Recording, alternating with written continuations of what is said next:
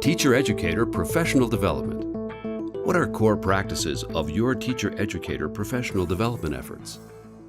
The most effective professional development is the development that is practice-based. So mentors start out with questions, with authentic inquiry questions about what they can do to help guide their residents. And then the program can develop PD that has a learning cycle to help the mentors ask those questions of each other to start to practice strategies for addressing potential solutions, and then they can collect data and analyze that data together to start to understand what really has been effective.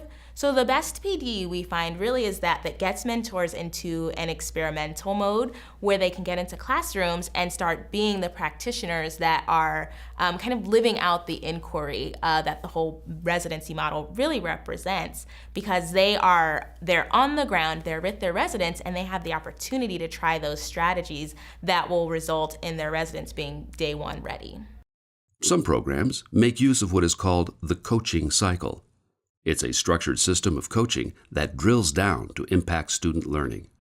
So with the coaching cycle, there's a pre-observation conversation where you sit down with the teacher and you really go through the lesson plan that they've created. So that way you get a really good idea of what's planned for that lesson, what the objective is for the students, the student learning objective, what the content is. You surface knowledge about the class, the demographics of the class, what are the strengths and the challenges academically and behaviorally. It's also a chance when you are looking at the lesson plan and talking with that teacher for them to take a step back and look at it and think about what might be challenging with that lesson, what they might need to add, what they might need to take away or change. And then at the end, getting them to collaboratively with you decide on a focus for observation and data collection, which is really important because then they can take ownership in the whole process. After that, I come back and we do the observation. So I could be using a seating chart to track student movement in the room or teacher movement. I could use a selective scripting tool to investigate clarity of directions. We could be analyzing student work together with the tool for that. But once that data is collected, I then sit down and look at it and prepare for a post-observation conversation. We surface impressions about how they feel about how the lesson went, and then dive into the data. We really take a close look at it. I try to make sure I get them to interpret what they see and to reflect on that.